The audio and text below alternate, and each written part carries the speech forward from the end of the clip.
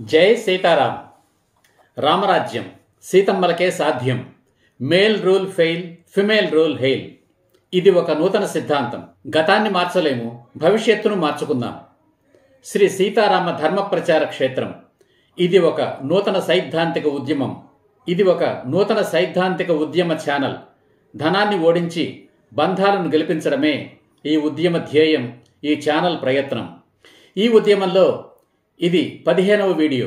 ఈ వీడియోలో భార్యాభర్తల మధ్య వివాహ బంధం చిరకాలం కలకాలం నిలిచి ఉండడానికి పరస్పర వ్యామోహం ఆవశ్యకతను చర్చిస్తాను. ఈ ఛానల్లోని ప్రతి వీడియోలో విడాకుల చట్టాన్ని రద్దు చేయాలి అని చెబుతున్నాను. అభిప్రాయ భేదాలు ఉన్న భార్యాభర్తలు కలిసి ఉండలేనప్పుడు విడాకులు తీసుకోకుండా ఏం చేయాలి అనే ప్రశ్నకు సమాధానమే ఈ వీడియో. భార్యాభర్తల మధ్య చిగురించిన ప్రేమ అక్కడే నిలిచిపోరాదు. వివాహమైన నూతన దంపతుల మనసుల్లో మొదటి రాత్రితో ప్రేమ గాఢంగా స్థిరపడాలి. స్థిరపడుతుంది కూడా.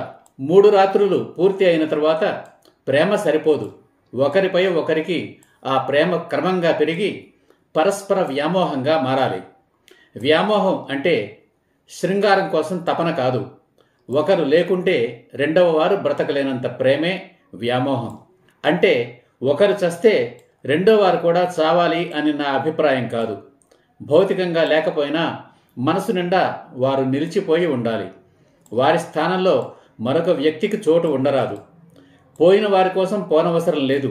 ఉన్నవారి కోసం బ్రతికి తీరాలి. భార్యాభర్తల స్థానాలు మాత్రం మరొకరికి ఇవ్వరాదు. అదే వ్యామోహం అంటే. పుత్ర వ్యామోహం, ధనం మీద వ్యామోహం, పదవి వ్యామోహం అలాంటిదే భార్యాభర్తల పరస్పర వ్యామోహం. ఈనాడు కుటుంబ సభ్యుల మధ్య అంటే అత్తాకోడళ్ల మధ్య, అన్నదమ్ముల మధ్య, తండ్రి కొడుకుల మధ్య చోటు చేసుకుంటున్న అభిప్రాయ భేదాలకు, తగవులకు భార్యాభర్తల మధ్య వ్యామోహం లేకపోవడమే. ఇది వినడానికి విచిత్రంగా ఉంటుంది, కానీ నిజం. మనిషికి దేని మీద వ్యామోహం అనేది పనికి రాదు అని పెద్దలు ప్రవచిస్తుంటారు. నిజమే. వ్యామోహం అనేది ఎవరికి ఎవరి మీద కానీ దేని మీద కానీ పనికిరాదు. కానీ భార్యాభర్తలకు మాత్రం ఆ సూత్రం వర్తించదు. భార్యాభర్తల మధ్య ప్రేమ వ్యామోహంగా పరిణమించినప్పుడే వారి జీవితం స్వర్గతుల్యం అవుతుంది. అటువంటి జీవితం కొన్నాళ్లైనా చాలు. పరస్పర వ్యామోహం లేని జీవితాలు ఎన్నాళ్ళు జీవించినా వృధానే. అరిషడ్ వర్గాల్లో ఒకటి మోహం. కామం, క్రోధం, లోభం, మోహం, మదం, మాత్సర్యం. ఇవి అరిషడ్ వర్గాలు. అంటే మనిషి లోపలి శత్రువులు. మోహానికి పరాకాష్ఠయే వ్యామోహం. భార్యాభర్తల్లో పరస్పర వ్యామోహం అనేది మిగతా 5 గుణాలను దూరం చేస్తుంది. అంటే మనిషిని సన్మార్గంలో పెడుతుంది. పురుషుడికి పరస్త్రీల పట్ల మాతృత్వ భావనను కలిగిస్తుంది. స్త్రీలందరూ చెడిపోవాలి, నా భార్య తప్ప అనే రావణాసురుల్లా కాకుండా భార్యపై మాత్రమే వ్యామోహం కలిగిన శ్రీరామచంద్రులుగా మార్చుతుంది. సమాజంలో స్త్రీలకు రక్షణ కవచంగా నిలుస్తుంది. వ్యామోహం అనేది పరస్పరం. ఒకరికి ఒకరి మీద మాత్రమే ఉండవలసింది. ఒకరి మీద ఒకరికి మాత్రమే ఉండవలసింది. పురుషులకు పరస్త్రీల మీద, స్త్రీలకు పరపురుషుల మీద ఉండే వ్యామోహం అసహజం, అసాధ్యం, ప్రమాదకరం, నిషిద్ధం. మనిషికి సంపద మీద వ్యామోహం పనికిరాదు. భార్య మీద వ్యామోహం లేని మనిషికే సంపద మీద వ్యామోహం ఉంటుంది.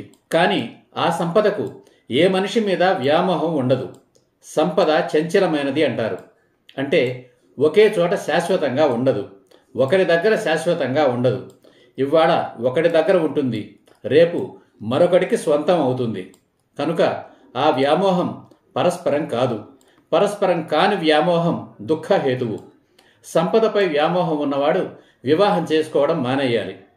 వివాహం చేసుకున్న తర్వాత సంపద మీద వ్యామోహం వదిలిపెట్టాలి.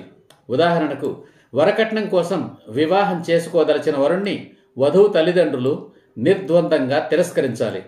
కట్నం వద్దు అనే వరుడికే తమ కుమార్తెనిచ్చి పెళ్లి చెయ్యాలి. అప్పుడు తమ కుమార్తె అత్తవారింట క్షేమంగా ఉండగలుగుతుంది. అలాగే తన భర్త సంపాదనకు అనుగుణంగా భార్య తన వ్యక్తిగత అవసరాలను పరిమితం చేసుకోవాలి. ఇతరులతో పోల్చుకోవడం తగదు. ఏ ఒక్కరి సంపాదన సమానంగా ఉండదు. ఎవరి బాధ్యతలు, అవసరాలు సమానంగా ఉండవు. స్త్రీకి గాని పురుషుడికి గాని సంపద మీది వ్యామోహం అవినీతికి దారితీస్తుంది. జీవిత భాగస్వామి మీది వ్యామోహాన్ని తగ్గిస్తుంది. వ్యర్థమైన అలంకారాలపైకి మళ్ళుతుంది. ఒకరికి వ్యామోహం తగ్గిందంటే ఎదుటి వారిలో కూడా తగ్గుతుంది. అది పరులపై వ్యామోహాన్ని కలిగిస్తుంది. అంటే వ్యభిచారానికి దారి చూపుతుంది. స్వర్గంలాంటి దాంపత్యం నరకంగా మారుతుంది. విడాకులకు దారితీస్తుంది. చివరకు సంసారం చిన్నమవుతుంది. విడిపోయి మరొకరిని పెళ్లి చేసుకున్నా అంతే. అక్కడ కూడా పరస్పర వ్యామోహం లేకుంటే మళ్లీ విడాకులకే దారితీస్తుంది. నేడు విడాకుల పెరుగుదలకు కారణం భార్యాభర్తలకు పరస్పరం వ్యామోహం లేకపోవడమే. స్త్రీలకు బంగారంపై వ్యామోహం ఉంటుంది. కానీ బంగారానికి ఎవరిపైనా వ్యామోహం ఉండదు. పరస్పరం కాని వ్యామోహం దుఃఖహేతువే. కనుక స్త్రీలకు బంగారమే శత్రువు. స్త్రీలకే కాదు, సమస్త మానవాళికి శత్రువే. అందుకే భగవంతుడు మనిషి బ్రతకడానికి అవసరమైన గాలి, నీరు, ఆహారాలను భూమి మీదనే విస్తారంగా కల్పించాడు. మనిషికి ప్రమాదకారి అయిన బంగారాన్ని మాత్రం ఎక్కడో భూమి లోపలి పొరల్లో మనిషి కంటబడకుండా కొద్ది మొత్తంలో దాచి ఉంచాడు. కానీ మనిషి అంత లోపలికి పోయి ఆ బంగారాన్ని, ఆ శత్రువును త్రవ్వి వెలికి తీసి దానితో సహజీవనం చేస్తున్నాడు. ఆ బంగారంతోనే ప్రమాదాలను కొని తెచ్చుకుంటున్నాడు.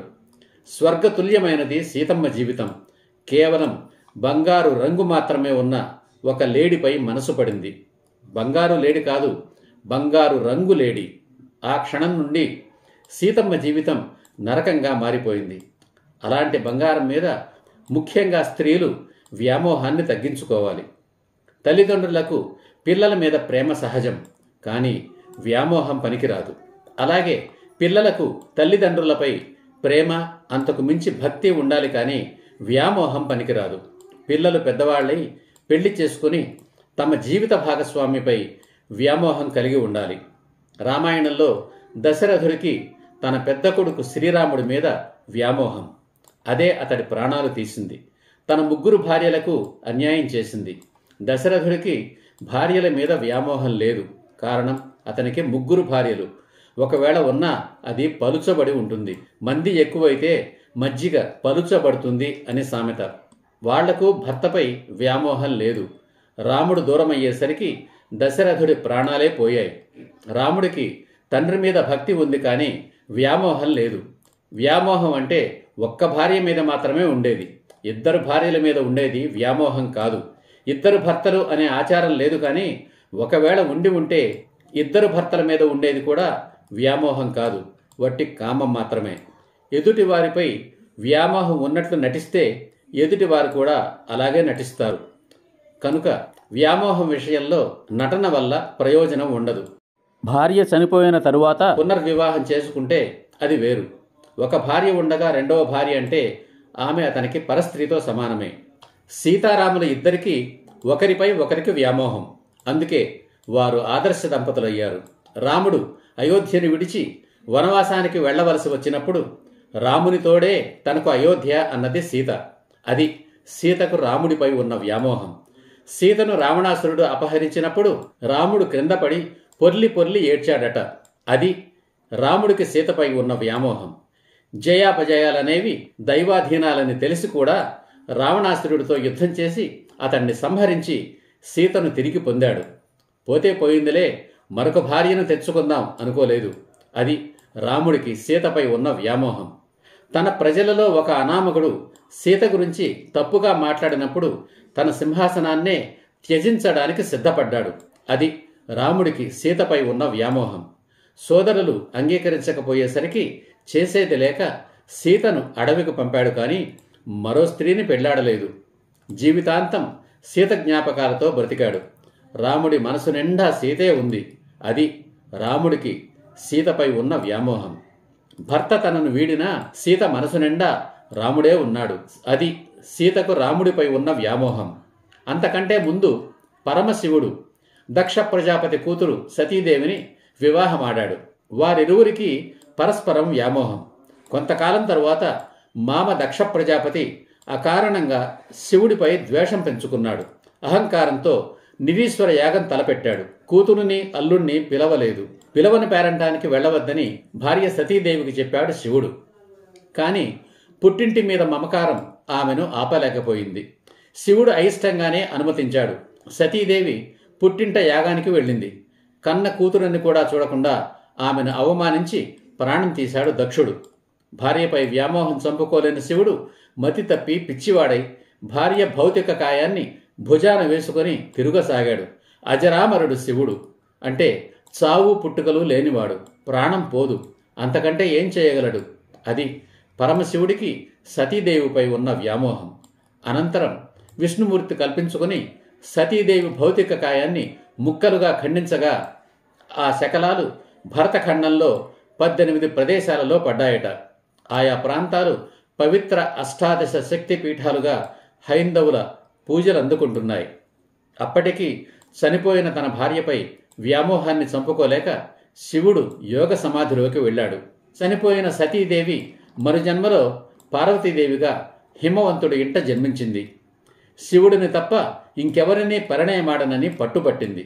అంటే మరుజన్మలో కూడా శివుడే తనకు భర్త కావాలని కోరుకుంది. అది సతీదేవికి శివుడిపై ఉన్న వ్యామోహం. విష్ణుమూర్తి మరలా కల్పించుకొని సతీదేవియే పార్వతీదేవిగా పునర్జన్మ పొందిందని శివుడికి తెలియచేసి శివపార్వతుల వివాహం జరిపించాడు. అలా శివపార్వతులు ఆది దంపతులుగా నిలిచారు. ఆది దంపతులు శివపార్వతులు, ఆదర్శ దంపతులు సీతారాములు, పరస్పర వ్యామోహం కలిగిన దంపతులు. వారే మనకు పూజనీయులు, ఆదర్శనీయులు. ఇప్పటి వరకు స్థూలంగా నా వీడియోల సారాంశం ఇది. ఒక క్రొత్త సిద్ధాంతం. రామరాజ్యం సీతమ్మలకే సాధ్యం. Male rule fail, female rule hail. స్త్రీలందరూ దేవతలు, రాక్షసులందరూ పురుషులు. ప్రాణాలు పోసేవారు దేవతలు, ప్రాణాలు తీసేవారు రాక్షసులు. చెడిపోయిన ప్రతి స్త్రీ వెనుక ఒక పురుషుడు ఉంటాడు. అతడు తండ్రి కావచ్చు, భర్త కావచ్చు, లేదా కొడుకు కావచ్చు. స్త్రీలందరూ చెడిపోవాలి, నా భార్య తప్ప అనే రావణాసురులను శ్రీరాములుగా మార్చడం, తద్వారా రామరాజ్యాన్ని స్థాపించడం సీతమ్మల్లాంటి మహిళలకే సాధ్యం. Male rule fail, female rule hail. ఈ సిద్ధాంతానికి ఆధారం మహిళలు, మార్గం మహిళల ఆత్మగౌరవం, లక్ష్యం సకల జన శ్రేయోరాజ్యం రామరాజ్యం.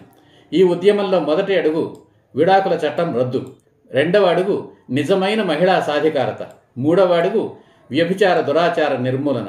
రామరాజ్యం అంటే వ్యభిచారం లేని రాజ్యం. శ్రీరాముని ఆదర్శం ఏకపత్ని వ్రతం, పరస్త్రీల పట్ల గౌరవం, పరుల సంపదల పట్ల విముఖత, దేశభక్తి, శీలం.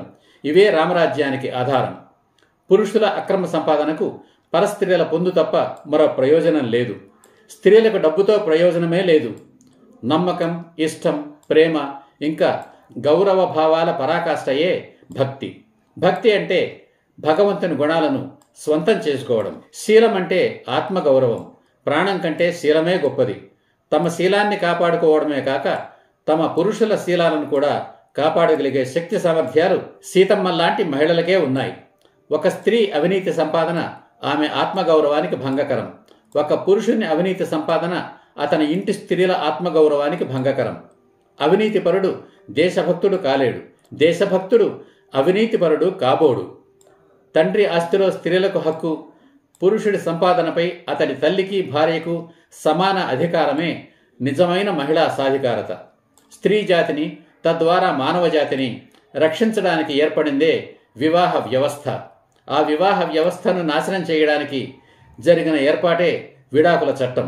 భార్యాభర్తల అనుబంధం కలకాలం నిలవాలంటే వారి మధ్య పరస్పర వ్యామోహం ఉండాలి. ఈ వీడియో నచ్చితే ఈ ఉద్యమంలో పాలు పంచుకోండి. పాలు పంచుకోవడానికి మీరేమీ రోడ్లెక్కక్కర్లేదు, ధర్నాలు చేయక్కర్లేదు. వెంటనే లైక్ చేయండి, సబ్స్క్రైబ్ చేయండి, మీ బంధుమిత్రులందరికీ షేర్ చేయండి. లైక్ చేయించండి, షేర్ చేయించండి, సబ్స్క్రైబ్ చేయించండి. ఈ ఉద్యమంలో భాగస్వాములైనట్లే.